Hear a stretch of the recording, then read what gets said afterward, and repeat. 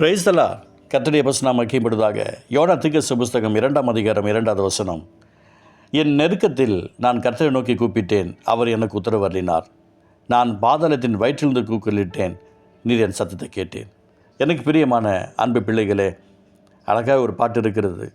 நெருக்கத்திலே கர்த்தரை நோக்கி கதறி கூப்பிட்டேன், நெருக்கத்திலே கர்த்தரை நோக்கி கதறி கூப்பிட்டேன், நெருங்கி வந்து குரலை கேட்டு விடுதலை கொடுத்தார், நெருங்கி வந்து குரலை கேட்டு விடுதலை கொடுத்தார். ஓ, கர்த்தரையே துதிப்பேன், சாகும் வரை துதிப்பேன், நான் கர்த்தரையே துதிப்பேன், சாகும் வரை துதிப்பேன், வல்லவர் நல்லவர் கிருபையுள்ளவர் என்றே பாடுவேன், இயேசு வல்லவர் நல்லவர் கிருபையுள்ளவர் என்றே பாடுவேன்.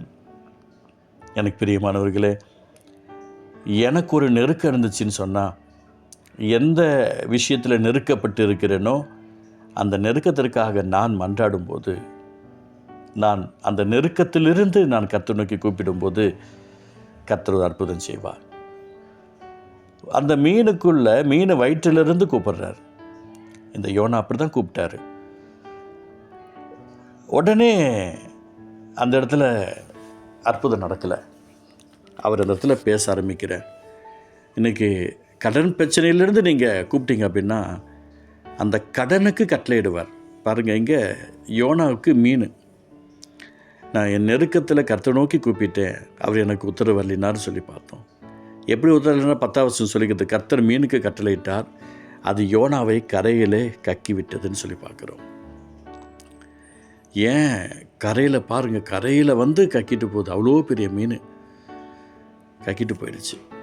ஏன்னா உள்ளே விட்டுருந்தா திருப்பி வேறு ஏதாவது மீன் பிடிச்சிட்டு அதுக்கப்புறம் எதுக்கடா நமக்கு வம்பு அப்படின்னு சொல்லாதபடிக்கு, எனக்கு பிரியமானவர்களே, நீங்கள் எந்த நெருக்கங்களில் இருக்கிறீங்க, நீங்கள் தான் கூப்பிடணும், நீங்கள் தான் மன்றாடணும். அந்த நெருக்கத்தை விட்டுடக்கூடாது. ஐயோ, எனக்கு நெருக்கம் வந்துருச்சே என்று புலம்பிட்டுருக்க வேண்டாம். 1000 வழிகள் இருக்கிறது. ஒரு வசனம் சொல்லுகிறது, ஒரு வழி அடையும் போது புது வழி திறக்கும் தேவா. அவர் திறப்பார், ஓப்பன் பண்ணுவார். அதனால் வழி அடைக்கப்படுக்குதுன்னு ஃபீல் பண்ண வேண்டாம். ஒருவேளை உங்களுடைய ஸ்டடீஸில் கான்சன்ட்ரேஷன் பண்ணலையா, அந்த நெருக்கத்தை நோக்கி கூப்பிடுங்க. குழப்பமான மைண்டை கர்த்தர் அப்புறப்படுத்திடுவார். நீங்கள் ரிலாக்ஸ் ஆகிடுவீங்க.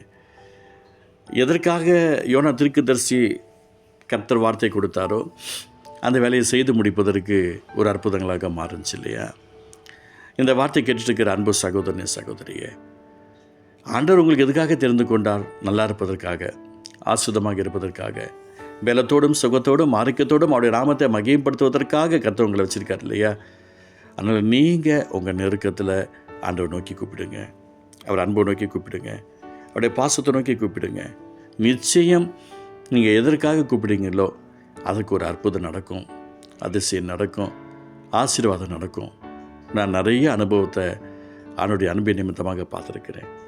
சின்ன விஷயமோ பெரிய விஷயமோ, என் நெருக்கத்தெல்லாம் அவர் சமூகத்தில் நான் கூப்பிடும்போது எனக்கு எத்தனையோ காலகட்டத்தில் அனுதினமும் எனக்கு உதவுகிறவராக இருக்கிறேன். சமீப நாட்களில் கூட நெருக்கங்கள் இருக்க தான் செய்கிறது. அந்த நெருக்கத்திலிருந்து நான் கூப்பிடும்போது அற்புதம் செய்கிறேன். அன்பு தகப்பனே, இந்த வார்த்தை கேட்டுட்டு இருக்கிற உங்களுடைய பிள்ளைகள் யாராக இருந்தாலும் சரி, என் நெருக்கத்தில் நான் கர்த்தரை நோக்கி கூப்பிட்டேன், அவர் எனக்கு உத்தரவு அருளினார் வார்த்தையின் பிரகாரமாய் உடனே அந்த மீன் யோனாவை கரையில் கக்கிட்டுன்னு சொல்லி பார்க்குறோம். இயேசுவின் நாமத்தில் ஒரு அற்புதம் நடக்கட்டும், கிருபை தாங்கட்டும், உங்களுடைய பிள்ளைகளோட வாழ்க்கையில் நன்மையால் நிரப்பி ஆசீர்வதியும். இயேசு மூலம் பிதாவே, ஆமென்.